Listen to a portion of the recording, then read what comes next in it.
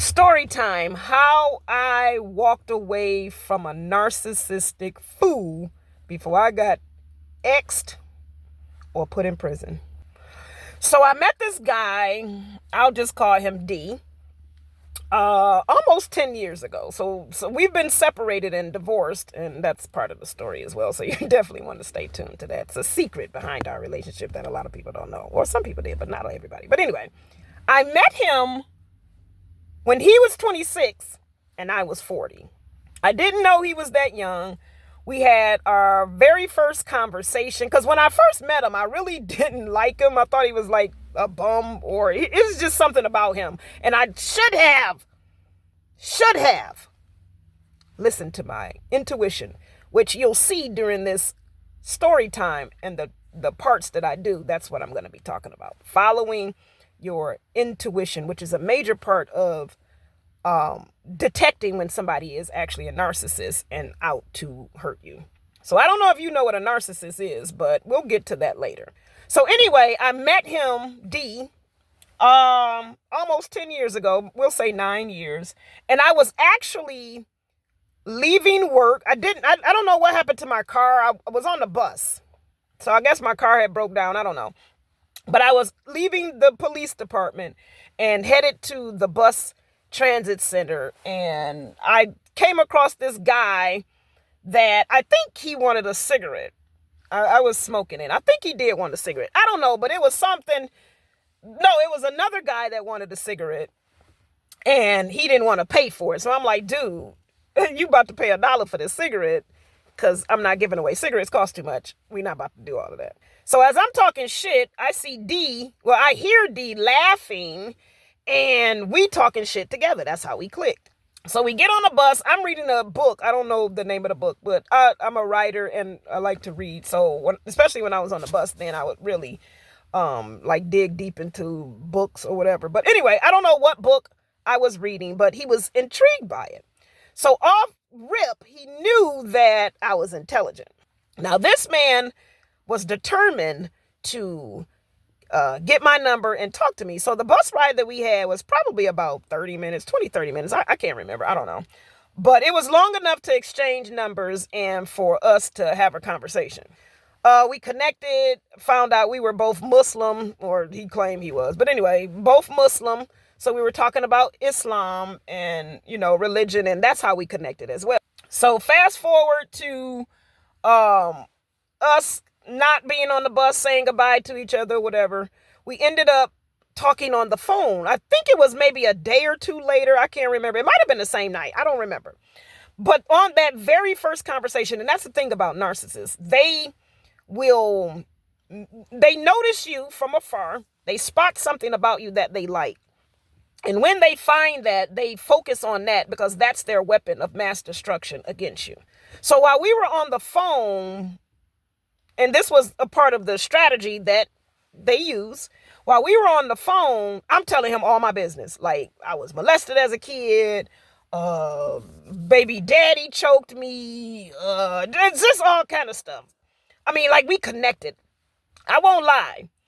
I didn't know at the time that I was in a space of insecurity and low self-esteem and stuff like that. I didn't know that then, but slowly finding out dealing with a narcissist, that's exactly what that means. When one comes into your life and you attract them and choose them, that is your soul screaming out for help, because everything that we attract or align with is who we really are.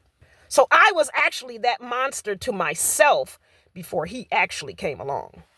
But anyway, by the time we got off that phone, our very first conversation, it was about 4 or 5 hours long.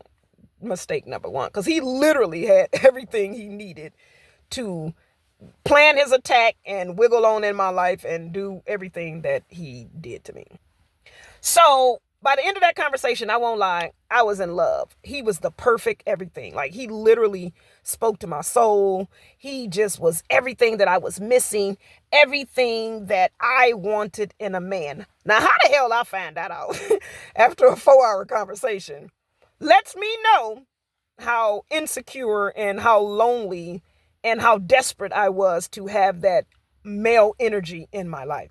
He took advantage of that, but it's been 5 years, so my story might not be exactly to how it was, but if you want to know, you can read my book. Order it if you want to. Interested. It's called My Secret Life. But anyway, that's a whole nother story. But fast forward to us talking on the phone every day, us getting to know each other, me starting to go visit him, us hanging out and, hanging out every day. Now, here's the kicker. He was actually fresh out of prison. Nobody ever really knew that. I don't think anybody I knew did that. He was wearing a tether, so he couldn't go anywhere. He was actually in a halfway house when I met him. Don't judge me. Anyway, lessons learned. I ain't doing that shit no more. But anyway, on to the next part of the story. So we were hanging out, kicking it cool, everything good. We getting closer. So every day we're hanging out, like literally getting cool, getting closer. Everything's good. Here's the reality that started kicking in. I started to notice that there were other women around. This is a couple of months in. I started to notice that he was not who I thought he was. He definitely didn't portray the role of a good guy or somebody that gave a fuck that cared about me. But me being an empath that was unhealed at the time, I ain't there no more, but an unhealed empath, which is dangerous, which is what narcissists attract. That's what they look for, because they know that you're going to love them. They know that you're going to go above and beyond. They're going to love the bomb shit out of you. Love bomb the shit out of your ass. Excuse me, I'm cussing. They're going to love bomb the crap out of you, because they want to get you in that vulnerable space where your love for them is genuine, and you've never felt like this for anybody. They do that on purpose. So when they start their shenanigans, you'll be less likely to leave them. So that's when they hook you. So after a couple of months, I was hooked. I started to notice the red flags, which I was ignoring. Another sign, please don't ignore the red flags, because a mother will show them to you. It's just up to you whether you're going to listen to them or not. But anyway, fast forward. We're breaking up. This was a month later. I remember we met around November, Thanksgiving, because I remember Christmas past. I remember New Year. And I remember Valentine's Day. And that's when we kind of like split up. I was sick of him, sick of his bullshit, because he liked to argue and blah, blah, blah, blah, blah, and all of this, whatever. So I left him alone. He claimed months later, it was probably, I think we got back together in like June or something. He claimed by that time he cleaned house, got rid of all the women. I was the one that he really loved, blah, blah, blah, blah, blah, blah, blah. And of course, I fell for it. So we ended up slowly moving in together. Now, at this time, I had children, 2 little ones and some big ones. So I was actually staying with my mother at the time, because I don't know what happened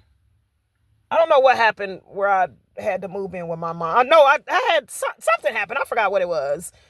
No, I know what it was. My higher self, I literally had to, I gave up my house, I gave up my car, and I focused on pursuing my writing career and letting go of all of the businesses because I was scattered all over the place. So I ended up I had a confirmation from my spirit to move in with my mom and to let go of all my bills that were holding me back from achieving my dreams and, investing in my business.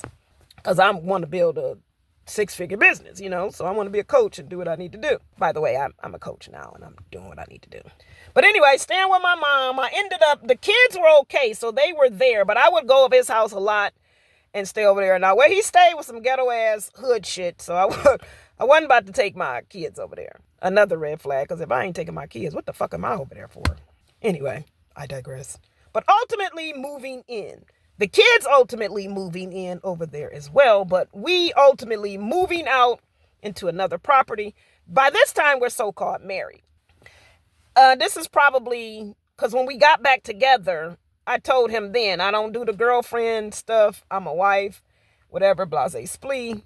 We instantly, maybe a couple of days later, did a ceremony and we got married. Now, I'm going to talk about that in part 2. But we did our ceremony, got married, and we were husband and wife. I can't say the last name, DM. So I was Mrs. M at that time. Part 2 coming up.